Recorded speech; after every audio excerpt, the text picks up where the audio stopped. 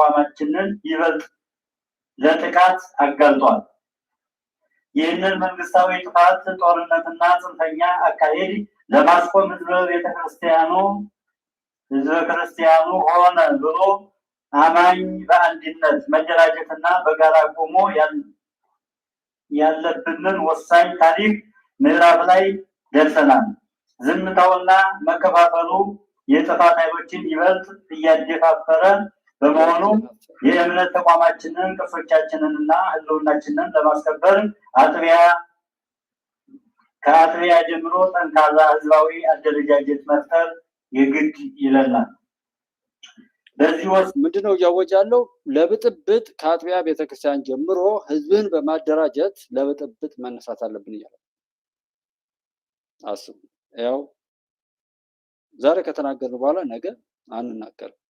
የህልውና ትግል ወቅት የምዕመናን ላብና እንባ የሆነውና በስመ አስራት በኩራት የሚሰበሰበው አንጡራ ሀብት ለትክክለኛው መንፈሳዊ አገልግሎትና አብያተ ቤተክርስቲያናት ከመፍረስ ለመታደግ ከማዋል ይልቅ ለሙስና ለብልሹ አሰራርና አገዛዙን ለሚያገለግሉ እኩይ ኃይሎች የገንዘብ ምንጭ ሆኖ መቀጠሉ ፈጽሞ ተቀባይነት የሌለው የተግባር በመሆኑ እኔ ከሁሉ ነገር እንዲሁ ለብጥብጥ የተጠጉበት የሃይማኖት ሽፋን ነው ለኔ ትኩረት ኖሮኝ እዚህ እንዳቀርብ አድርገ እንጂ እነዚህ ሰዎች ሲጀመር እንደ ሰው የሚቆጠሩም አልነበረም። ከተጠጉበት ትልቅ የሃይማኖት ተቋም በየትኛውም እምነት ላይ እንዳልኳችሁ የሚኖረው ብቻ ነው የምፈልግ።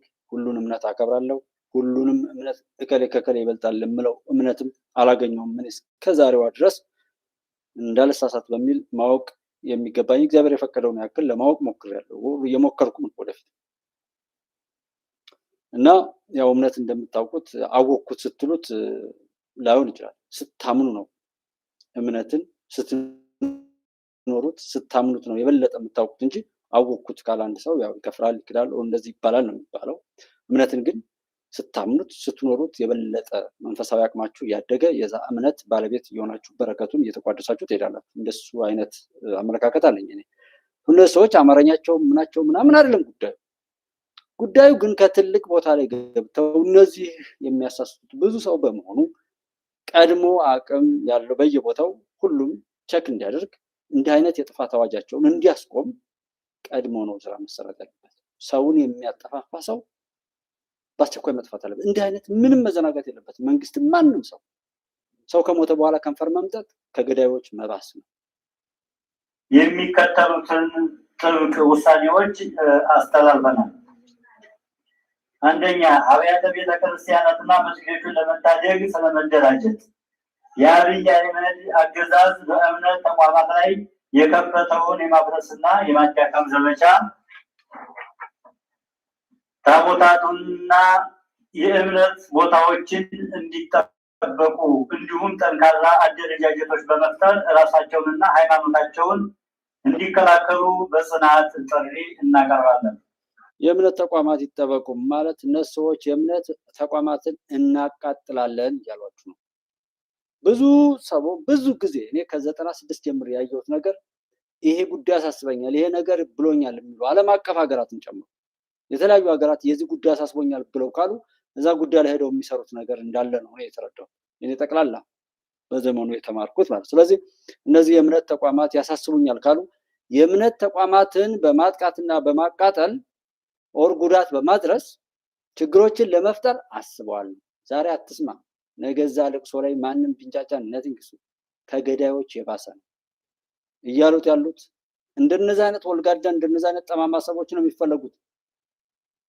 ምክንያቱም ያሸከሟቸውን የሚሸከሙ የሚጠይቁ አእምሯቸው ቀልባቸው ያልደረቀ ሐሳባቸው አመለካከታቸው በእውቀት እንደዚህ የደረጀ ሰውማ ሻይል እንደ ጣዖት የጫኑባቸውን እንዲጫኑ ለዛ ነው የሚፈልጉ። አድምጡት፣ የምትፈልጉትን አድርጉ።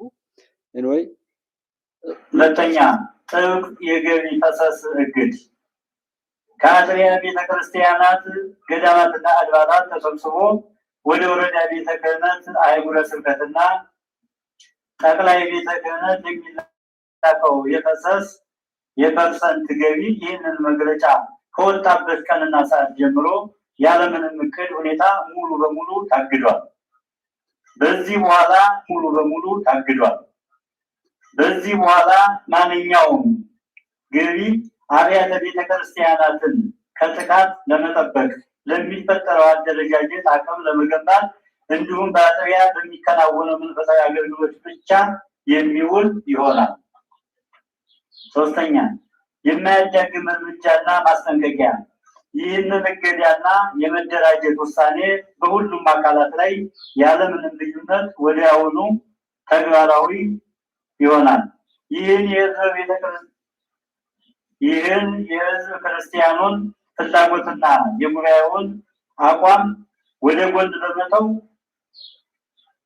ለአፍራሽ ኃይሎች የገንዘብ ምንጭ እንዲሆን ፈሰስ አሳልፎ የሚሰጥ ወይም ህገወጥ ትዕዛዝ በማስተላለፍ ገቢ ለመሰብሰብ በሚሞክር ማንኛውም አካል ላይ ጥብቅ ህጋዊና ህዝባዊ እርምጃ ያለማቅማማት የምንወስድ መሆኑን አበክረን እናሳውቃለን። ሰላም እግዚአብሔር ከሁላችን ጋር ይሁን። የኢትዮጵያ ኦርቶዶክስ ተዋሕዶ ቤተክርስቲያን የዳግማውያን ሰለስቱ ምዕት ቤተ ክህነት ጽሕፈት ቤት ኢትዮጵያ ለዘላለም ትኑር። የዳግማዊ ሰለስቱ ምዕት ምናምን የሚል ነው። ይችን ያዟት ደግሞ። ይሄ ደግሞ ሌላ ቅርንጫፍ ነው። ያ ማነው ብርሃን ዓለም የሚባለውን እያላችሁ እንዴት እየበዙ እያሰፉ ምናምን ቸክ አድርጓቸውና አማኞች ኦርቶዶክስ ቅባት ኦርቶዶክስ ተዋሕዶ ኦርቶዶክስ ተሐድሶ የሚለውን ብርሃን ዓለም ኢየሱስ ክርስቶስ የሚለውን ንጉስ ቴዎድሮስ ይመጣል ከሚለው ጀምሮ ያለው እና ሰው አቋሙን መለየት ማስተካከል፣ ራሱን ከጥፋት በፊት ለመከላከል ለመጠበቅ ጥረት ማድረግ ላይ መስራት ጥሩ ነው ማለት እፈልጋለሁ። ምክንያቱም ከሆነ በኋላ ብዙ ሰው ቢያወራ እኔ ስለማይደንቀኝ ማለት ነው። ቀርሜ የጠና እምነት ነበር። እኔ በሞትም ከዛ በኋላ ዓላማውን ቀጥላል የሚል እምነት ስለሚኖርሽ ነው። ከተዋጊ ጀምሮ እስከ ኃይል አመራር ድረስ ደርሻለሁ። ስለዚህ ተዋግቻለሁም አዋጥቻለሁ። እኔ መስዋዕት በሆንም ዓላማው ግን ይቀጥላል። አንድ ቀን ድል እናደርጋለን። ረጅም ሊሆን ይችላል፣ ግን የያዝነው ዓላማ እንደዚህ ያሉ የሚጫወቱበትና ያንን እንድታስታውሱ እዚህ ጋር ያመጣ ነው። ወንድማችን ወዲ ሻምበል ደግሞ የህወሓት አመራር ልጆች የአባቶቻቸውን ወንበር ለመውረስ ትንቅንቅ ላይ መሆናቸውን ገልጧል። ሀራ መሬትን ለማፍረስ እንቅልፍ ያጣው ቡድን ከስብሐት ልጅ እስከ ቢተው በላይ ልጅ፣ ከመለስ ልጅ እስከ ደብረጽዮን ልጅ፣ ከመለስ ሚስት እስከ ስብሐት ነጋ ሚስት፣ ከሞንጀሪኖ ወንድም እስከ ቢተው ወንድም፣ ከማታሳ እስከ ማልት፣ ከትግራይ እስከ ኡጋንዳ፣ ከአውሮፓ እስከ አሜሪካና አውስትራሊያ ሁሉም ተረባርበው ነበር። ነገር ግን ባለጽኑ ዓላማው ሁሉንም በጣጥሶ ነው ብቅ ያለው ብሏል። ምክንያቱም የኮሚኒስት ርዕዮተ ዓለም ርቀት ካጋጠመው ዓመታት ተቆጥሯል። በዚያ ርዕዮተ ዓለም ሊያሸንፉ ደግሞ ከቶ አይቻላቸውም እና ነው የሚለው ወዲ ሻምበል። ስለዚህ የትግራይ ህዝብ ደም መጣጮች የሆናችሁ የቀድሞ ባለስልጣናት ልጆች ጊዜው የዚህ አዲስ አስተሳሰብ እንጂ ያረጀው ርዕዮተ ዓለም ባለመሆኑ ቲፒኤፍን ልታፈርሱ ቀርቶ ያንን ለዓመታት ህዝባችንን ያጠፋውን ርዕዮተ ዓለማችሁን ለአንድና ለመጨረሻ ጊዜ ከህዝባችንና ከአፍሪካ ቀንድ ለማጥፋት በድል ጫፍ ላይ ነው ያለ ነው። የ50 ዓመታት የጭቆናና የባርነት ጉዞ ሞትን፣ ረሃብን፣ ጭቆናና ግዛትን መሸጥን ብቻ ነው እየወለደው ያስለመደው። ስለዚህ የህወሓት ቡድን የጭቆና ጉዞ ከእንግዲህ በኋላ አብቅቷል። ጭቆናና ማማረር ብቻ ነው እድላችሁ። የትግራይ የሰላም ኃይል የህዝቡን ደህንነት ለመጠበቅ በድል ደጃፍ ላይ ይገኛል። የቀጠልነው እንቀጥላለን፣ እናሸንፋለን። ሀፍቶም ኪዳነ ማርያም በሚለው ላይ እሱን ተርጉሞ ነው እዚህ ጋር ወዲ ሻምበል ያቀረበልን ማለት ነው። እና በዛም በዚህም እዛ ነገር ላይ ተጠቃሚ ሆነው ሰው መግደልም መዝረፍም ሙስናም ነውር የሆነን ድንቁርናንም ሆነ እንደ ክብር ቆጥሮ የነበር ሁሉ ቢፈራገጡ ከዛ ነውራቸው መውረዳቸው ቆጭቷቸው ነው። እነሱ ሃይላንድ ሲያንጠለጥሉ ብልት ሲያንኮላሹ ሰውን ከፋፍለው ሲያባሉና ያ ሁሉ ነገር በየቦታው ላይ እንደ ልምድ ተቆጥሮ የትምህርት ተቋማት ወረቀት መሸጥ ብቻ የመንግስት ተቋማት ተብሎ መንግስት መንግስታዊ ሌብነትን የሚያሳልጡ በየቦታው ላይ እንደዚህ ብዙ ነገር መንግስት የሆነ ሕክምና የማያድን የመንግስት የሆነ ትምህርት ቤት እውቀት የሌለው የመንግስት የሆነ ነገር በሙሉ በቃ የሆነ የወረደ ምናምን የከሰረ ሆኖ የመንግስትን ሀብት መዝረፍ እንደ ሐላል ኦር እንደተፈቀደ ነገር ታስቦ ሀገርን ሰብስቦ የሚይዘው የመንግስት የሚለው ስለሆነ እሱ ላይ ሰው ሁሉ ጥላቻ ኖሮት በቻለው አቅም መንግስት የሚለው ነገር ላይ በጥፋት ከዘመተ ሀገርና ህዝብ ሰብሳቢ ስለሚያጣ እሱን ለማስፈጸም ሲሉ የሰሩትን ነገር ሴቶች ጉዳይ ተብሎ ትዳርን ብቻ በማፍረስ ላይ የተመሰረተና ብዙ ነገር ሲሰራበት ከኖረ ሀገር ላይ ያንን ነውርና ጥፋት ቀጥላለሁ ቢባል መሰረቱ ተቀምጧል። ከዚህ በኋላ ትምህርት ቤት ላይ ምገባው በተለያየ ቦታ ላይ የምገባ ሁነቱ ይስፋፋ። አዲስ አበባ ላይ በቀን አንዴ የሚመገቡበት ቦታ ከ1 እስከ 38 አካባቢ እንደደረሰ ነው ያለኝ መረጃ። እሱ በየሀገሪቱ ይስፋፋ። ማንኛውም ነገር የተጀመረው ነገር በሀገር ደረጃ ይሄድ። ቆሻሻን በፌስታል እየቋጠሩ በሃይላንድ እየሞሉ የሚጣልበት ሳይሆን በገጠርም ይሁን በተለያየ ቦታ ላይ ያሉ ነገሮች የተጀመሩ ዝም ብሎ ዛሬ ዝም ቢባልም ዛሬ አልተሰሩም ተብሎ ሰው ትኩረት ባይሰጣቸው እነሱ ወደኋላ የሚመለሱበት ሁኔታ የለም። ዛሬ እንደ ብሔር የሚያወራ ማንኛውም ነገር መጥፋቱ አሁን ስለ ትግራይ አቅርበን እዚህ ጋር የምናወራ እኮ ትግራይ ሰላም ስትሆን ነው ሙሉ ሰላም ነው። አማራ ክልል ኢትዮጵያ በሙሉ ሰላም ስትሆን ነው። ከዛም አልፈን ኤርትራ ሰላም ስትሆን፣ ሱዳን ሰላም ስትሆን ነው ሰላም ነው። ሶማሊያ ሰላም ስትሆን ነው ሰላም ነው። ከመላው ዓለም ነው ሰላማችን የሚቀደው። እኛ ብቻችንን ሰላም መሆን አንችልም። አንድ ክንድ ብቻውን ቢፈረጥም ብቻውን ማጨብጨብ አይችልም እያል የምንናገረው እኮ የመለያየት ትርክት ስለተሰበርኩ የመለያየት የመባላት የልዩነትና የመገዳደል የጥላቶቻችን የክፋት አሽክላ ከምድራችን ላይ መሰበሩን የሚያሳይ ነው። ዛሬ ይሄን ያለ የሆነ ነገር ካካዩ የነካው ሽመል ሆኖ እንደዚህ የምንጸየፈው ለዛ ነው። ጎጠኛ መንደርተኛ እንዴት እንደሚቀፍ እንዴት እንደሚያስጠላ የምናየው በየቦታው ላይ የሚያወሩ ሰዎች ሁሉ እንደዚህ ባገኘነው አጋጣሚ ሁሉ እያመጣ የምናሳያቸው ማፈሪያ የውርደት ምልክት የነውረኞች ምልክት ስለሆነ ነው። አሁን ይሄን ቅድም ያሰማችሁ ቄስ ነን የሚሉ አውሬዎችን አምጥተን እዚህ ያቀረብናቸው በሃይማኖትም ይሁን በየትኛውም ቦታ መረበሻ አንፈልግም። በየቦታው ላይ የሚወራጩ ብቻ ይወራጩ፣ ከዳኑ ይድናሉ፣ ካልዳኑም ራሳቸውን ብቻ ይዘው ይጠፋሉ እንጂ የሚጋሩበት ወቅት አይደለም። ከዚህ በኋላ ዘረኝነትን ብትሰብኩት ሰው አይሰማም። ከዚህ በኋላ አማራ፣ ኦሮሞ፣ ትግሬ እንደዚህ ብሎ ሰውን ከሰው አባላለሁ የሚባል ነገር አይሰራም። ፋውንዴሽኑ ተነቅሎ ጠፍቶ ሌላ ነገር ተተክሎበት ከዚህ በኋላ ስንዴ እየለመንኩ የተቀቀለ ስንዴ ኢትዮጵያ ውስጥ አመጣለሁ ብትል እዛው ላይ ይቀቅላል። ተማሪዎችን አልመግብም ብትል እዛው ላይ፣ ዩኒፎርም አልሰጥም ብትል እዛው ላይ ይሆን። ዝም ብሎ ዛሬ የማይታይ ቀላል የሚመስለው ነገር እነሱ ብዙ ነገሮች ስላሉ ነው። ልናስተውል ህዝብን እታደጋለሁ ምክንያቱም ህዝብን የምታገላለሁ ብለው ፋኖ ነው የሚገለው እየመጣ ነው የሚዘርፈው። የሚገርም አሁን ህዝባችን ተበልቷል፣ ተዘርፏል። የለም በተለያየ ምክንያት ህዝባችን የለም ከኛ ወጥቷል። አሁን አይበለውና የገጠር ቀበሌውን አጠቃላይ ቢቆጣጠረው ማለት ነው መከላከያ ሰራዊት እኛ የምንቆርስበት ቦታ አይኖርም። ዞሮ ለዚህ ለጎንደር መርዞቹ እነማን ናቸው ካልከኝ አስቻለው የመጀመሪያ አንድ ቁጥር አስቻለው፣ ከዛ በመቀጠል ዮሐንስ ንጉሱ፣ እዛ ቀጥሎ አቶ ሀብቴና እነበለጠ። በቃ እነኚህ ሰዎች ናቸው የሚያሰሩት። በእርግጥ እነበየነን ጭምር ግን እነኚህ ናቸው ማርዞቹ እንደዚህ ናቸው። በለጠ ከአንተ ጋር ያለው ጥላቻ ምንድነው? በምንም ትገናኙ? አብረን በነበርንበት ሰዓት ያው ብዙ ስበርስ ላይ ነገር ነው።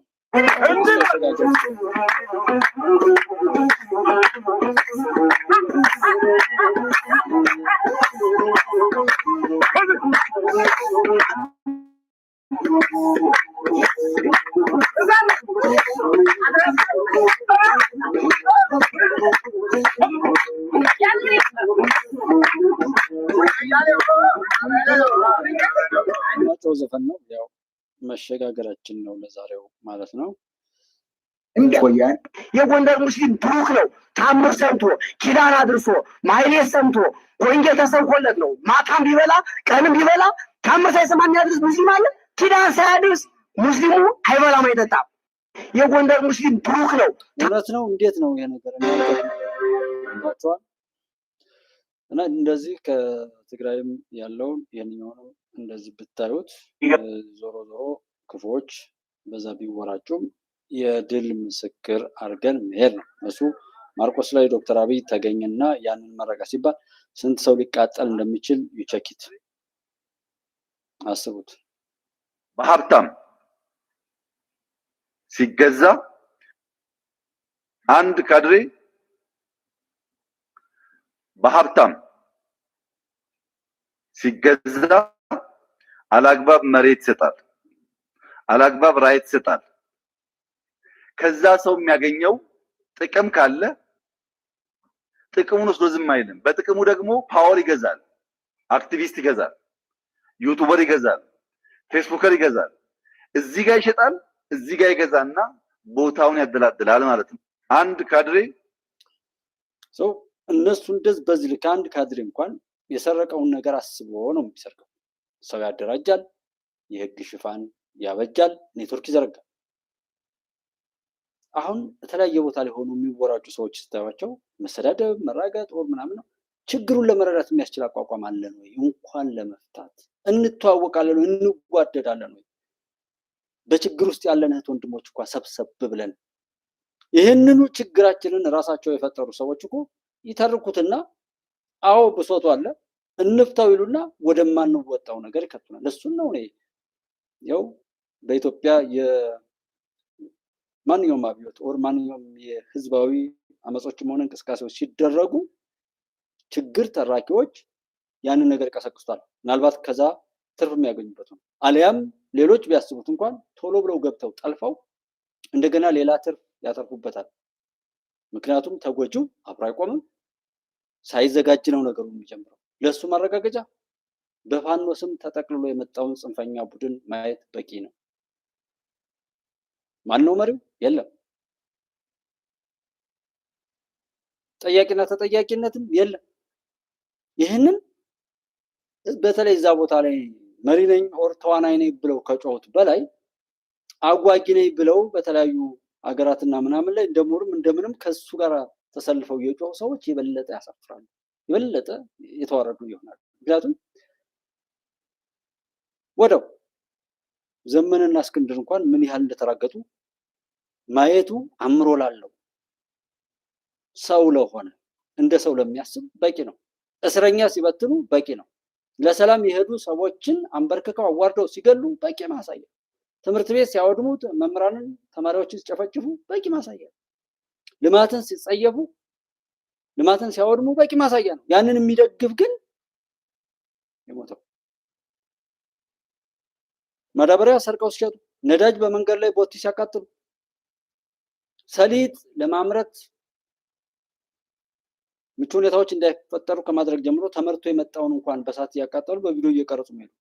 ከዛ ቀጠለ 12 ቁጥር ሚስማር ሰው በመጥረቢያ እጅ እየተቆረጠ ጆሮ እየተቆረጠ አሳየ። ከዚህ ደጋፊነት ጋር ያለ በሙሉ እኮ ይሄንን ነውር በሙሉ ይሄ ራሳቸው የመሰከሩት እኛ ጋርም የደረሰ ነው። ጠላት ደግሞ ጡት እያስቆረጠ ብልት እያስቆረጠ ብዙ ፊልም አሰርቷል። እሱን ደግሞ ሪከርድ ይዟል።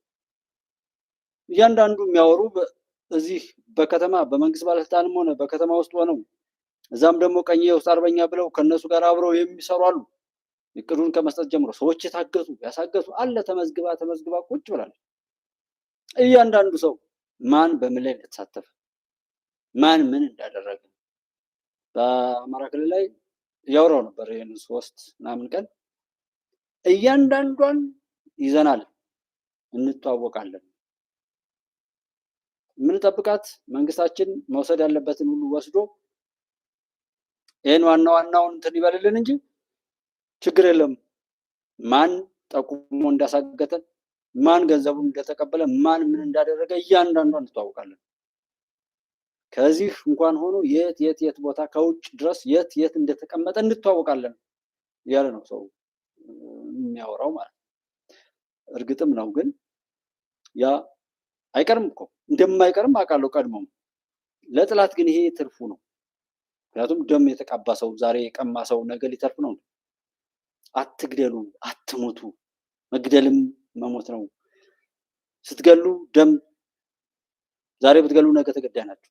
ዛሬ ብትዘርፉ ነገ ተዘራፊ ናችሁ። ዛሬ ባላችሁ ነገር ላይ በሙሉ ያ ከጀርባ ሳፖርት የሚያደርጋችሁ ኃይል እናንተን ወጥመድ ውስጥ እየከተተ እንደ ወጥ እንጨት እሳቱን ማማሲያ ብቻ ነው የሚያደርጋችሁ። ከዛ ከየሩት አማራ ላይ ተብሎ በግልጽ ያደረጉት ነገር አለ። ያ ያሳፍረኛል። ምክንያቱም የዚህ ዘመን ታሪክ ስለሆነ ሰው ጀግናን እያጀገኑ መጥፎንም ያው ሚድነውን ለማዳን እየሰራን መሄድ እንጂ በመሸሽ የምናመልጠው አይደለም። ሁሉም የኛ ጉድ ነው። ጀግኖችም የኛ ጀግና፣ መጥፎ ልጆችም የኛ ልጆች ናቸው። በተቻለ አቅም እንደው በመግፋት የባሰ ችግር ለማብዛት የሚሞክሩ ሰዎች አሉ። እንደ ብሔርም እንደሆነ ነገር እነሱ ንጹህ ብንሆን ይሄ ሁሉ ጉድ ከየት መጣ? ኃጢአተኛዎች ስለሆን ነው በዚህ ልክ የተረገሙ ሰዎች የተፈጠሩት። በሀገራችን እኮ በሀገራችን በምድራችን እንዴት መኪና የለህም አይደል? ነው መኪና እንዳለህ አስብ። ይህን ስሙት ነው። በቃ አለኝ በል አለ በል። ቤት የለህም አይደል? ነው ቤት እንዳለህ አስብ። አለህ። አየሁት የማንቃት ደወሉ። አልበላህም፣ ምረውሃል አይደል? ግን ለምን እንዳልበላህ ታስባለህ? በልቻለሁ በል በል በቃ። ይሄ እኮ አደንዛዥ ሲወስዱ የሚሰማቸው ስሜት ነው። የአደንዛዡን እጽ ስሜት ወደ ምን አመጡት? ወደ አንቂ የማነቃቃት አይምሮን የማነቃቃት ብለው ሰየሙ። አነቃቂ ንግግር። ይህ ሲጥም ሳይነግስ ይነግሳል። ምንም ቤዛቢስቲ ሳይኖረው ዓለሙን ሁሉ የገዛ ይመስለዋል። ሲነቃና ሲባንን ግን እዚያ አመዱ ላይ ወድቋል። የለም ሰው ይልቅ ቢሰራ ቢጥር የዕለት ዳቦ አግኝቶ መብላት ይችል ነበረ። አደንዛዥን ወሰደ፣ ሳይከብር ከበረ፣ ሳይነግስ ነገሰ። ሁሉን ነገር በእጁ እንዳለው መሰለው። ሲነቃ ራቆቱን ነው ያለው። ይህን ደግሞ በዚያ በሽታ ያለፉትን ሰዎች መጠየቅና መረዳት ትችላላችሁ። እንዲህ አይነት በሽታ የተፈጠረበት ዘመን ነው። ይህን ትውልድ መታደግ ይገባዋል። ይህን ትውልድ ለመታደግ እንስራ ነው ዋናው። ይሄ በአነቃቂ ንግግር ላይ ሊሆን ይችላል። በተለይ ራሱን ለጣለ ሰው የኔ ጉዳይ ያበቃለት ነው ለሚል ሰው አይዞህ። ማንኛውም ሰው በህይወት እስካለ ድረስ ተስፋ መቁረጥ ክልክል ነው። እኔም አምናለሁ እንደዛ። ግን ተኝቶ አይደለም። አሁን ይሄ ይዛነፋል። ሁሉ ነገር መለኪያ ነው የሚያጣው። መብቱ ነው። መብት እስከምንድን ነው? ምሁር እኮ ነው። ምሁር እስከምንድን ነው? ታጋይ ነው። ትግል እስከምንድን ነው? ነፃ አውጭ ነው። ነፃ አውጭነት እስከምን ድረስ ነው? መሪነት፣ ስልጣን እስከምን ድረስ ነው? ዲሞክራሲ እስከምን ድረስ ነው? እርዳታ እስከምን ድረስ ነው? ጥፋት እስከምን ድረስ ነው? ልማት እስከምን ድረስ ነው? ሰውነት እስከምን ድረስ ነው? እኔ ወንድነትም ኦረ ሴትነት ማንኛውንም ነገር ውሰዱና እስከምን ድረስ የሆነ ገደብ የለው? የሆነ መለኪያ ነገር እኮ አለው፣ ልኬት አለው። አንተ በቃ አደርገዋለሁ በል። እሺ አለ፣ አበደ እኮ። ከዛ በኋላ እንዴት ሆኖ ነው መሬት ላይ ሰውየው ተነሳ፣ ተንሳፈፈ እኮ። ካንሳፈፍ ነው በኋላ እንዴት አድርጎ መሬት ይንካ? አሁን እንደዛ አይነት ሰዎች ሚዲያ ላይ ይሆናሉ፣ ይሄን ይናገራሉ አሉ። እንዳልኳችሁ እዚህ ዩቲዩብ ላይ የሚጠቅም ነገር ላይ ያው እንዳለመታደል ሆኖ ሰው ነገ ዛሬ ቢያገኝም ነገ በሽታ ይገዛል እንጂ እንዲህ አይነት ክሪፕቶ ከረንሲ እንዲህ አይነት ቢዝነስ አለ፣ እንዲህ አይነት ኦንላይን ቢዝነስ አለ፣ ኦንላይን ምናምን ተብሎ በቢዝነስ ኤሪያ ላይ የሚሰሩ እንትኖችን ሳያቸው በጣም ብዙ ሰው ነው የሚያያቸው። ብዙ ግን ውሸት። ሌላው አንድ ምሳሌ ልንገራችሁ። ማስታወቂያ ይነገራል፣ ሙሉ አይደለም የሚነገረው። ለምሳሌ በ4 ሚሊዮን ብር ቤት ብዬ ብናገር 4 ሚሊዮን ብር ወይ ቀብድ ነው ወይ የሆነ ሼር መግዣ ነው ወይም ቅድሚያ ክፍያ ኦር የሆነ ነገር ነው። ከዛ በኋላ የስም ማዟዟሪያ የሚባል ሌላ ጣጣ አይነገርም። ለምን? እና ፖለቲካው ላይም ሙሉ አይነገርም ጎበዝ። እንኳን ይሄ ጥይት ተኩሶ ተኩስ አተኩስ ማለት ግደል አትግደል፣ ጥፋት አጥፋ አታጥፋ ብሎ ማለት ይቅርና ቤት ግዙ፣ ሎተሪ ግዙ ወር የሆነ ነገር ምናምን ብሎ ማለት ራሱ ልክ አይደለም፣ ሙሉ አይደለም የሚነገረው። ውሸት ነው። ሙሉ በሙሉ ውሸት ነው። እኔ ዓለም ላይ ያለው በሙሉ ውሸት። ሎተሪ አሁን ቀንን ሊሆን ይችላል። ሎተሪ ቆረጠ ሁሉ ሰው አይደርሰውም። በቃ ይሄን ማመን አንድ። ሌላው ግን በተለይ በዚህ ያክል ብር መኪና መግዛት፣ በዚህ ያክል እንደዚህ ብሎ ማለት ነው። ይሄ ምኑ ነው? ይሄ ቅድሚያ ክፍያው ነው ይሄ ወይስ እንደዚህ ነው ብሎ ዝርዝር ነገር እንዳለው ማሰብ አለባችሁ። በተለይ ደግሞ ፖለቲካ ላይ ተገብቶ ተነስ ግጠም፣ አይ ውጭ ሀገር ስራ ሞልቷል እንሂድ ስትባሉ በጣም የማይነገረው ይመስላል። ስለዚህ እሱን ክፍተት አለው ሙሉ በሙሉ ያደርግና ባለ በሌላ አቅሙ ያችን የተባለውን ብር እንኳን ሰው ቢሰጥ አለ ይቀጥላል። እና ሳናውቅ ደግሞ መገዳደል ውስጥ መግባት ጥሩ አይደለም።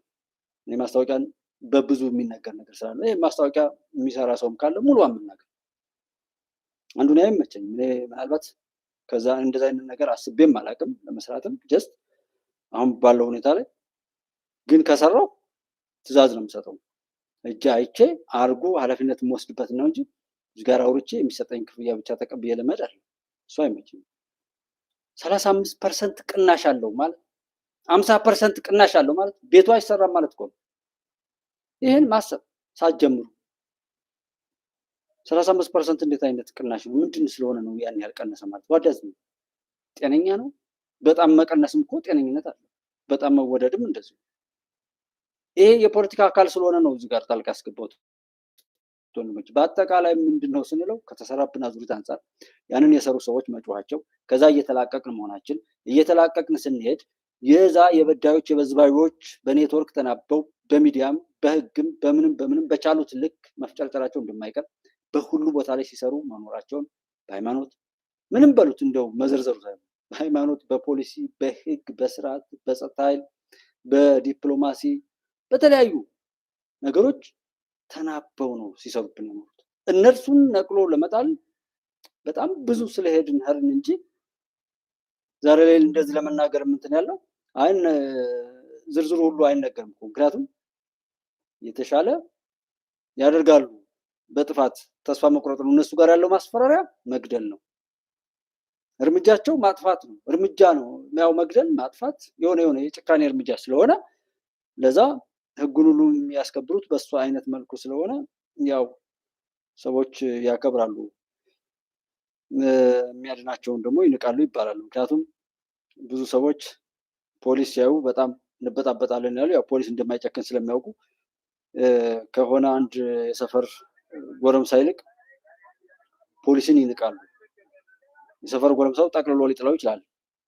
እሱን ነገር ሁሉ ታናቦ ይህ አነቃቂ ምናምን እየተባለ የሚደረገውን ነገር ሁሉ ማወቁ መረዳቱ ይጠቅመናል ባይ ነኝ። ሌላ እንደ መሸጋገሪያ ይሆናል ብላችሁ ይሄ ደግሞ ይሄ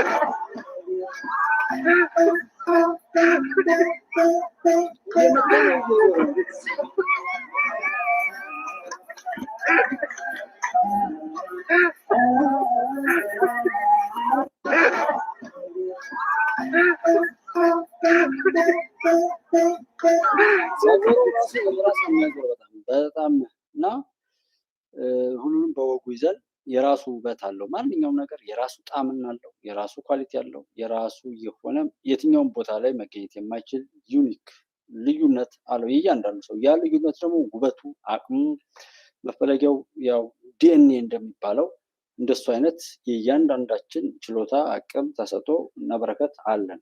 በዛ እሱ ግን ልዩነት ማለት አይደለም። ልዩነቱም በዛ ያ ሰው አይጎዳም ወይ ምናምን አለ። እኛ ያለው ነገር ጥቂቶች ለራሳቸው ጥቅም ብለው የሚያደርጉት መሆኑን አይተን ማተኮር ባለብን ነገር ላይ እያየን የራሱ ብዙ ሽፋንም ስለሚሰጠው ነው። በእርግጥ ልማታዊ ነገሮች ላይ እንትን ያለ ነው እንጂ መነገር ያለበት ብዙ ነው። ዝጉና ሊቃውንቱ የለም ይሄንን እኔ እንደ ባህር ዳር ሀገረ ስብከት ምሳሌ ልሆን ምከሩና ዝጉና ሊቃውንቱ የለም ይሄንን ሀገረ ስብከት አባ አብርሃም እየመራው አይደለም፣ ከጥቅሙ ጉዳቱ ያመዝናል ብላችሁ እናንተ ብትወስኑ፣ እኛ ይሄንን ደካማ ጎን አየን።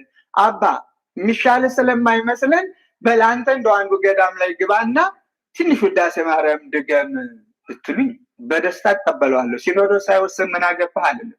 ከእናንተ ጋር አብሬ ሄጄ አመለክታለሁ። እርግጠኛ ነኝ ነው የምናገረው። ግን ይሄ ምጸቱ፣ ጎጡ፣ መንደሩ፣ ሌላ ርብርቡ ከሆነ እኔስ አንተ ማንህልና ትግሉን ከፍ ያደርገዋል፣ ነገሩን ይለውጠዋል፣ ቤተክርስቲያኒቱን የማይጠቅምን ያደርገዋል። ምሳሌ ነው ይሄ፣ ራሴን ምሳሌ ላድርግ ብዬ ነው። በማይጠቅም ነገር ላይ ያለንን አገልጋዮች ያው ጳጳሳትም ቢሆኑ መነኮሳት ሁሉም አገልጋዮች ናቸው የቤተክርስቲያን። አይሆንም እያገለገልከን አይደለም፣ ቃለ እግዚአብሔር እየሰበከ አይደለም፣ እግዚአብሔር የሚወደው ነገር እየሰራ አይደለም ብላችሁ ንገሩኝና ገዳም ገብተህ ጸሎት ብታደርግ ነው እንጂ እዚህ ጋር ሆነ የምትሰራው ስራ በሙሉ ምንም አይጠቅምም ብትሉኝ እኔ ገዳም ገብቼ እቀመጣለሁ። ሲኖዶስ ሳይፈቅድ ሳናስፈቅድም አልልም የሚል መልእክት ነው። ትንሽ እንስማቸው። በየቦታው ይሄ ነው መሰራት ያለበት። ለሊቃውንተ ቤተክርስቲያን ብፁዓን አባቶች ቅርቦች ናቸው። ግን ችግራችሁ እንደርሱ ያለ አባት እኮ ቢኖር ብፁዕ አባታችን ትላላችሁ። እንደው 10 እኮ ቢኖር ይለኛል አንዱ፣ እንደርሱ ያለ 3 በኖረ ይለኛል። እኔ እውነት ነው ብዬ መከራያን የማይ ከሆነ ወጣ ሲል እውነት መስሎት ይላል። ደግሞ ውሸቱን እኮ ነው። በቃ ለመኖር እንጀራ ለመጋገር ምን ያደርጋል? ይሄ የረከሰ አስተሳሰብን አሽቀንጥሮ መጣል ነው። ፈተናውን እንድንወጣ ቤተክርስቲያን ክብርት ናት፣ ልዕልት ናት፣ ቅድስት ናት፣ ንጽሕት ናት። ንጽሕት ቅድስት ርጽሕት የሆነችው ኦርቶዶክሳዊት ተዋሕዶ ቤተክርስቲያን በዚህ ክብሯ በዚህ ማይረጓ ከፍ ብላ እንድትኖር ደካማ ጎንን በትምህርት ሊነገር በሚገባው ቦታ ላይ ነግሮ ማረም ማስተካከል የሊቃውንቱ ድርሻ፣ የእናንተ ድርሻ፣ ስርዓትን ቀኖናን የመጠበቅ የማስጠበቅ የእናንተ ድርሻ ስለሆነ ከቀኖና ወጣ ካለ ከስርዓቱ ወጣ ካለ ይሄ አይፈቀድም። ከምን አመጣኸው ማለት ነው። በያለንበት የማይሰማ ጳጳስ የማይሰማ ሊቀ ጳጳስ ስለሌለ በዚህ አደራ ለማለት እፈልጋለሁ። እንደ ባህር ዳር ሀገረ ስብከት ራሴን ወክዬ በእኔ ላይ ሙሉ ነፃነት እሰጣለሁ። እመኑ፣ አሳምኑ፣ መልካም አርአያ እንሁን፣ መልካም ምሳሌ እንሁን። እዚህ ከተማ ላይ መከራ አትዩ። የነገ ደቀ መዛሙርት በዚህ ዙሪያውን ብዙ አብያተ ክርስቲያናት አሉ። እዚህ መከራ ከምታዩ እዚያች እየሄዳችሁ በዕለተ ሰንበቱም በምኑም አስተምሩ። እነ መላከ ሰላምን ቢያንስ ቋሚ ደመወዝ ቢጠፋ የዕለተ ሰንበት እባካችሁ መምህር ገሌ እየመጡ ያስተምራሉና አበል ክፈሏቸው እንዲከፈሏቸው እያሉ ያሰማራሉ። ከዚያ ሲገኝ ደግሞ ወደዚህ ትመጣላችሁ። አሁን ትልቁ ችግር ተማረ እዚያው ከተማ ልሙት ነው። ተማረ ባህር ዳር ጠቦት አዲስ አበባ ካልሆነ ሙቼ ልገኝ ነው። ስለዚህ ለቅዱስ ቤተክርስቲያን ሁላችንንም እንድንቆም አደራ እያልኩኝ ስለሆነ ግድ የላቸውም ተነጋገሩ ሊቃውንቱ። ይቺ ቤተክርስቲያን አዎ የኖረችውን በሊቃውንት ነው፣ ዛሬም ያለችው በሊቃውንቱ ነው፣ ነገም የምትኖረው በሊቃውንቱ ነው። ሲኖዶሱ የእናንተው ነው፣ የማንም አይደለም። አንዳንድ ጊዜ ደግሞ በተለይ ሊቃውንቱ ሲኖዶስ ተች አትሆኑ። ስለ እግዚአብሔር አንደኛ ቅርቦች ናቸው ለሊቃነ ጳጳሳቱ። አሁን እናንተ ሊቃውንቱ መምህራኑ በተለይ ስም ያላችሁ ሊቃነ ጳጳሳት በእናንተ ስራ አይደሉም ያሉት? አባባ እያልን እንደኔ ልውሰድን ሊቀ ሊቃውንት አባ አብርሃም ሩቄ ነው ቢሉ ምንድን ነው የሚባለው? ሊሉም አይችሉም። በፈለጉበት ሰዓት ይገባሉ፣ ቢፈልጉ ያድራሉ እዚያው። ስለዚህ ለእኔ መንገር ይችላሉ ማለት ነው። ግን ብድግ ብሎ ዝም ብለውን ሲኖዶሱ እንዲህ አድርጎ አባቶች እንዲፈጠሩ መመሪያ ሰጪዎች አትሆኑ። መመሪያ ተቀባይነቱን ውደዱ። እናንተም ደግሞ መመሪያውን ለምታስተምሯቸው ስጡ። ግን መካሪዎች ሁኑ፣ አስተማሪዎች ሁኑ። ማስተማርን ማንም ሊቀማቸው አይችልም። ጳጳስ ነኝ ብዬ ልቀማቸው አልችልም። በአግባቡ በቦታው ክብሩ ተጠብቆ እና አንዳንድ ጊዜ ነገሮቹ እየተዘበራረቁ እየተለዋወጡ ስለሆነ ጥሩ ገጠመኝ ስለሆነ በዚያው ለመምህራኑ መናገር ስላለብኝ ነው። ብዙ ብያለሁ። እግዚአብሔር ይስጥልኝ። በእውነት እኔ ብዙ ባልልም ደስ ባለኝ፣ ግን ነገር እስካነሳው ድረስ መናገር ያለብኝን ነው የተናገርኩት። አደራ የምለው ምከሩ፣ ዝከሩ፣ ቤት ዝጉ፣ ተወያዩ፣ ወስኑ። እኔ እንደ ባህር ዳር ሀገረ ስብከት ምሳሌ ልሁን፣ ምከሩና ዝጉና ሊቃውንቱ የለም ይሄንን ሀገረ ስብከት አባ አብርሃም እየመራው አይደለም፣ ከጥቅሙ ጉዳቱ ያመዝናል ብላችሁ እናንተ ብትወስኑ፣ እኛ ይሄንን ደካማ ጎን አየን፣ አባ የሚሻል ስለማይመስለን በላንተ እንደው አንዱ ገዳም ላይ ግባና ትንሽ ውዳሴ ማርያም ድገም ብትሉኝ በደስታ እቀበለዋለሁ። ሲኖዶስ ሳይወስን ምን አገባህ አልልም። ይህ እንግዲህ እሳቸውን ምሳሌ አድርገው እዛ ባለ ጉባኤያቸው ላይ የተናገሩት ነው። ጥሩ መሰረት ነው። ይሄ ግን ብዙ ላይ ከዛ ተነስተው አይ ይሄ መንግስት እንዳደረገን ወይም ተነስ የሚል ንግግር ቢናገሩ ኖሮ ያው በእነዚህ ስም ጀምሮ ስንት ማብላላት እንደነበረ ታስታውሳላችሁ። የአንድ ወቅት ላይ ወያኔ በ2008 ወር እንደዛ አካባቢ ይመስለኛል ባህር ዳር ላይ ወጣቶችን እንደዛ ሲገል አንዱ ከምናውቃቸው በዛን ሰዓት ከአባ ማትያስ ስብከታዊ መግለጫ ይልቅ የአቡነ አብርሃም ትንሽዬ አስተያየት በልጣ ተሰማች ብለን ብዙ ሼር ብዙ ቦታ ላይ እየደረሰ እና በብዙ መልኩ የተወደሰ መሳሪያችሁን ጸጥ አድርጉ፣ ቤተክርስቲያን ለሰራዊቱም ለምኑም ጸሎት ታደርጋለች፣ ያው መሀሏን ገነት ዳሯን እሳት ያድርግ ብላ ንጉሱንም ጠብቅ፣ መሪዎችንም ጠብቅ፣ ሰራዊቱንም ጠብቅ እያለች ጳጳሳቱንም ያው የወረዳውን የዞኑን እና የሀገሪቱን ጳጳስ በቅዳሴ ሰዓት ሁሉ ጸሎት የሚደረግበት ቦታ አለው እና እሱን መሰረት ሁሉ እንትን ብለው ከመግደል ጥይታችሁን አቁሙ፣ ሰው አትግደሉ የሚል በድፍረት የተናገሩበት ሁኔታ ነበር። አይ ቲንክ የመስቀል በዓል ይመስለኛል በዓሉ እና ከዛ በኋላ ላይ የሆነ ነገር ብለው እኔ ራሱ አቶ አብርሃም ብዬ እስከጠራቸው ድረስ ያልሆነ ፖለቲካዊ በቀጥታ ፖለቲካን የሚመስል ነገር ሲናገሩ አባትነትን በተግሳጽ ገልጫለሁ ማለት ነው። አሁን ደግሞ በአባትነታቸው እስከዚህ ድረስ እኛ እናንተን ለማገልገል ቃለ እግዚአብሔርን ለማገልገል እንጂ እሱን የማናሟላ ከሆነ ብትነግሩን ፈቃደኛ ነኝ ማለትን እናበረታታለን ለማለት ነው። ላይ ማንኛውም አካል ከጀነራል ተፈራ ማሞ ጋር እቆማለሁ ሲል መይሳው ካሳ ምድር ጎንደር ላይ ተወልዶ ከሱ ጋር እቆማለሁ ሲል አለቀ በቃ። በወልቃይት ሽያጭ ላይ ፊርማ ኑሯል ማለት ነው። ከምግበይ ጋር ተስማምቶ ተፈራርሟል ማለት ነው። አለቀ። አሁን በይፋ መጣ። ዌልካም ተፈራ ማሞ፣ እንኳን በደህና መጣ፣ እንኳን እንደዚህ በይፋ ተገለጠ። አሁን ለድፍን ወልቃይት ህዝብ ግልጽ ሆኖለታል። ማን እንደሸጠው ማን እንደሚሸጠው አውቋል። ድፍን የራያ ህዝብ አውቋል። መላው የአማራ ህዝብ አውቋል። ማን እንደሚሸጠው ማን አስማምቶ ጆሮውን እንደሚለው አውቋል። በይፋ መጥቷል። እንዲህ እኮ ባትድበሰበሱ እስካሁንና እኮ እንዲህ በይፋ ብትመጡ እኮ እኛም አታደርቁንም፣ ገላገላችሁን ነበር። እንደው ከዝንጀሮ ቆንጆ ማንን ይመርጣሉ የሚባል ነገር ታስታውሳላችሁ? ከዝንጀሮ ቆንጆ ማንን ይመርጣሉ? ወያኔ በህይወት እስካለ ድረስ ኢትዮጵያን ማቆርቆዝ፣ ማዳከም፣ መከፋፈል፣ መግዛት የሚባሉ አደገኛ ፍላጎቶች ጠፍቶበት አያውቅም። መግዛት ማለት እዚህ ጋር መጥማት ብቻ አይደለም። ሪሶርስ የሚዘርፍበት መንገድ ካለ ብቻውን ሰርቫይቭ ማድረግ እንደማይችል ስለሚያውቅ ይሄን ደግሞ የሚያግዘው ኃይል ከመጣ የማንም ጠላት ቢሆን ችግር የለበትም። ቲፒኤልኤፍ ከማንም ጋር ይሰራ ዝግጁ ነው። እዚህ ይከፋፍላል፣ ከሌላው ኃይል ጋር ይሰራል። እዚህ ኮንሽስ መሆን ያለብን ብዙ ሰዎች ጉዳዩን የአንድ አካባቢ አንድ ፓርቲ ምናምን የሚያደርጉ ሰዎች አሉ። አይደለም።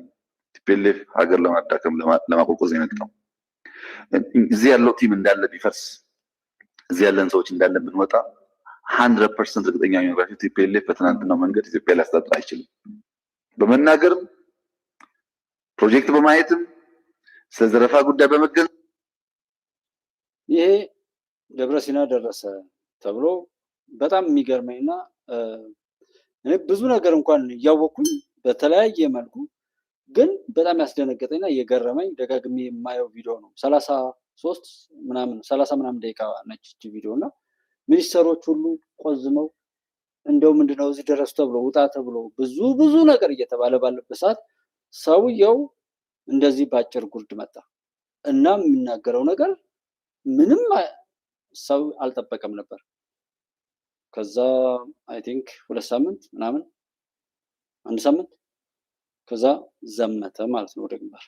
ወያኔ በህይወት እስካለ ድረስ ኢትዮጵያን ማቆርቆዝ፣ ማዳከም፣ መከፋፈል፣ መግዛት የሚባሉ አደገኛ ፍላጎቶች ጠፍቶበት አያውቅም። መግዛት ማለት እዚህ ጋር መጥማት ብቻ አይደለም። ሪሶርስ የሚዘርፍበት መንገድ ካለ ብቻውን ሰርቫይቭ ማድረግ እንደማይችል ስለሚያውቅ ይሄን ደግሞ የሚያግዘው ኃይል ከመጣ የማንም ጠላት ቢሆን ችግር የለበትም። ቲፒኤልኤፍ ከማንም ጋር ይሰራ ዝግጁ ነው። እዚህ ከፋፍላል፣ ከሌላው ኃይል ጋር ይሰራል። ስለዚህ ኮንሽስ መሆን ያለብን ብዙ ሰዎች ጉዳዩን የአንድ አካባቢ አንድ ፓርቲ ምናምን የሚያደርጉ ሰዎች አሉ። አይደለም። ቲፒኤልኤፍ ሀገር ለማዳከም ለማቆቆዝ የመጣው እዚህ ያለው ቲም እንዳለ ቢፈርስ እዚህ ያለን ሰዎች እንዳለ ብንወጣ 100% እርግጠኛ ነኝ ቲፒኤልኤፍ በትናንትናው መንገድ ኢትዮጵያ ሊያስተዳድር አይችልም። በመናገርም ፕሮጀክት በማየትም ስለ ዘረፋ ጉዳይ በመገንዘብ ይህንን እጅግ ገራሚ አሁን የመጣንበትን ነገር ከረሳን ዛሬ አይጥመን። ዛሬ ላይ ያለንበት ነገር የሚጥመን ከመጣንበት ከለፋንበት አንጻር ነው። ነገ ደግሞ ተስፋ በማድረጋችን ዛሬን አሁንም እንድንኖር ያደርገናል፣ እንድንተጋ ያደርገናል። ዛሬ ላይ አሁን የሁለት ተዋጽኦችም የሚሆንበት ነገር አለ። የደከምንበትን እያስታወስ የምናጣጥምበት፣ ነገን ደግሞ ተስፋ አድርገን የምንተጋበት አይነት ነገር ነውና በብዙ መልኩ ያለፍነውን ነገር ሰው ይረሳና በዜሮ ብትለቋቸው እነሱ እኮ ያውቁታል። አይ ነው እንደው አልናገር ስለሚሉ ነው እንጂ ያውቁታል። ዋናው ጥላት ግን ደግሞ የበለጠ ያውቃል። ዋናው ጥላት ምንድነው? በምንም የተከበረ ህዝብ፣ የተከበረች ሀገር፣ አንድነት ያለው ህዝብ፣ የለማና የበለጸገ ህዝብና ሀገር እንዳይመሰረት በየትኛውም አግባብ ይሁን ያ ማድረግ ካቻለ ያ ድሉ ነው። ለዛ ለጥላት ማለት ከከለ ተጣለ ብቻ የሚጣላ ሰው ይሁን፣ ብቻ ድህነት ይሁን፣ ብቻ ብጥብጥ ይሁን፣ ብቻ ብዙ ሰው ይሰደድ፣ ብቻ ኢትዮጵያ ላይ በየትኛውም አግባብ ከዓለም ላይ ማንም የሚጠላት የከሰረች ኦር እንደዛ አይነት ሁነት ይፈጠር እንጂ እሱን ስፖንሰር ያደርጋል። ማንም ያድርገው ጉዳዩ አይደለም። ለምሳሌ አንድ ልጠቁማችሁ። ዛሬ እንደው ይሄ ተስፋ ያደርጋሉ ብዬ ከምላቸው ዝም ብሎ የሚዘላዘሉ ሰዎች አሉ። አንዳንድ ዝም ብሎ ክፋት ብቻ ተሞልተው ከሱ አልላቀቅም ብለው ሰው ባይሞትም ሞተ እያሉ እየገለበጡ የሚያነቡ ብዙ አሉና ዛሬ እንደዚህ የምትወራጩ ሰዎች እኮ የኢትዮጵያ ጥላት ራሱን ደብቆ ነው የሚሰራው። ለምሳሌ በህወሓት ጊዜ አሁን የመጣውን ለውጥ እኮ ወይ ደግፏል፣ አይ ዶንት ኖ ማረጋገጫ ስለሌለኝ፣ ወይም የሆነ ነገር ብሏል። ስለዚህ ዛሬ እንደዚህ ነው ምናምን ብላችሁ የምትሉ ሰዎች ያ ጥላት ተደብቆ ነው እየሰራ ያለው አይደል? ኢትዮጵያ ስታሸንፍ በዲፕሎማሲ ይመጣል፣ እናንተን ይቀብራል። ኢትዮጵያ እንደዚህና እንደዚህ ያለች ብትሄድ ወይም እናንተ እንኳን ብትመጡ እንደው ብላችሁ አስቡት። መቼም አይሆንም እንጂ ቢሆን እንኳን ማለት ነው ማሰብ ያለባችሁ ከእናንተ ጥላት ጋር ይሰራል። ዛሬ ላይ በስልጣን ላይ ካለው ዛሬ ላይ ከተመቸው ኃይል ጋር ይሰራል። በዓለም ላይ ያለው ስርዓት ጠቅላላው ሁለት ሰይፍ ነው ያለው። በሰላማዊም በሽብርተኝነት፣ በገዳይም በአስታራቂነት፣ በዘራፊነትም በእርዳታ ሰጭነትም በሁሉም ነው የሚሰራው። ትንሽ እስኪ አስፉት የሁሉንም ማለት እኔ እስከዚህ ድረስ ብቻ ልንገራችሁ እና ከአንተ ጋር ብቻ የሚሰራ አይደለም፣ ከዛ ጋር ብቻ እንትን የሚል የለም። በዘላቂነት የራሱን ጥቅም ነው የሚያስጠብቀው። ለምሳሌ ግብጽ ድረስ ያለውን ብንሄድ ግብጽ ኢትዮጵያ የምትባለውን በታትነን እዚህ አካባቢ ላይ ያለውን ነገር ብል የአባይ ጉዳይን ያገኛለሁ ትላለች። ሌሎች ከግብጽ ጀርባ ያሉ ጥላቶች ደግሞ ኢትዮጵያን እንደዚህ አድርገን በታትነን እርስ በርሱ የሚባላ ህዝብ ብንፈጥር አፍሪካን በነፃነት ለመዝረፍ እንቅፋት የሚሆነን ሀገርና ህዝብ የለም ይላሉ። ስለዚህ አፍሪካን ለመዝረፍ ኢትዮጵያን ማጥፋት ነው። ኢትዮጵያዊነትን ካዋረድን አፍሪካዊነት ላይ ሰብሳቢ የለውም። እንደ ሞዴል ምንም ነገር አይፈጠርም። ሌሎች ፍላጎት አፍሪካን ለመቀራመት ግብጽ ኢትዮጵያን ለማፍረስና ኢትዮጵያ ውስጥ ያለውን ሪሶርስ ኦር በተለይ አባይን መሰረት ያደረገ ነገር ለመውሰድ ነው። ይሄ ሻዕቢያ ህወሓት ምናምን የሚባለው ተውት፣ ወጥ እንጨት ነው። ትንሹ ወጥ እንጨት፣ ትልቁ ወጥ እንጨት ወይም ትንሽ ጫማ፣ ታኮ ጫማ ሊሆን ይችላል፣ ቦት ጫማ ሊሆን ይችላል፣ ቆዳ ጫማ ሊሆን ይችላል፣ ሸበጥ ጫማ ሊሆን ይችላል፣ ገርገንዶ ጫማ ሊሆን ይችላል። ብቻ የሚረገጥ እንጂ ፋኖ ሸኔ ምናምን ይሄ ቅራቅቦ ከምንም ከሻዕቢያ ጀምሮ ይሄ ዝም ብሎ እዚህ ዙሪያ ሱዳን ላይ ያለው አርኤስኤፍ ምናምን የሚባለው በሶማሊያ በኩልም ያለው ምናምን ነው። ሁሉም መረጋገጫ ነው። ሁሉም እስከተወሰነ አገልግሎ በጭካኔ ነው እንዲጠፋ የሚደረግ ነው። አማራጭ አልጋይ ሲል ብቻ ከሱ ጋር አማራጭ ከተገኘ ቶሎ አስወግዶ በሱ የጠመዘዙት ኃይል ጋር የሚሰራበት አይነት ነው እንጂ እናንተን ሊጠቅም ዓለም ላይ እንዲህ አይነት በጎነት እንዲህ አይነት ጽድቅ ቢኖር ይሄ ሁሉ ብጥብጥ የት ይመጣል? እንዴት ከፍላችሁ ገንዘብ ከፍላችሁ ሰው አልታመን በሚልበት ሰዓት ላይ ያበደራችሁ ሰው በሚክድ ሰዓት ላይ ያበላችሁት ያጠጣችሁት ወዳጃችሁ ያከበራችሁት አዋርዳችኋለሁ ብሎ በሚልበት ሰዓት ላይ መዋደድ ፍቅር በረከሰበት ሰዓት ላይ አብሮነት በረከሰበት ሰዓት ላይ አንድነት በላላበት ሰዓት ላይ እናትና አባትነት የምትሰሙት ታሪክ ነው። አሁን ባለፈው ድሬዳዋ ላይ አባቱን በውርስ ለማግኘት ብሎ ገሎ እዚህ አዲስ አበባ የተያዘው ምናምን እንደዚህ የሞት ፍርድና አንዱ 25 ዓመት የተበረ ማለት እንደዛ አይነት ነገሮች የሳቢያቸው ውጤቱ ነው። እንደዚህ በሆነበት ዘመን ላይ እኔ አንተ ነፃ አውጪ ነኝ ብሎ ሲመጣ የጋዜጠኞች መብት ያሳስበኛል፣ የህፃናት መብት ያሳስበኛል። ይሄ ቁማር ነው። የሴቶች ተቆርቋሪ፣ የህፃናት ተቆርቋሪ፣ ጸረ አደንዛዥ ምናምን የመሳሪያ ዞን ነው አይደለም። በሁሉም ነገር ላይ ያ ኃይል ያንን ሁሉ መሳሪያ ተጠቅሞ ይሰራል። የእርዳታ ድርጅት አለው፣ ኤንጂኦ አለው፣ ሚዲያ አለው፣ የሃይማኖት ተቋማትን ሚሽነሪ ይጠቀማል፣ የህክምና ድርጅት አለው፣ መንግስት ባለስልጣን አለው፣ ፍርድ ቤት አለው፣ ጠበቃ አለው፣ ቴክኖሎጂ አለው፣ ዲፕሎማሲ አለው፣ ብዙ ነገር አለው። አንተና እኔስ አንቺና እኔስ ምን አለን? ይሄ ዝም ብሎ ቢወራው እዚህ መጥቶ አማራ፣ ኦሮሞ፣ ትግሬ እያለ ዝም ብሎ እዚህ የተራው እንትን እንደምንለው አይነት መሰላችሁ? እውነት ይሄ ችግር ከኛ ከዚህ ከምንለው ቦታ ነው የሚፈጠረው?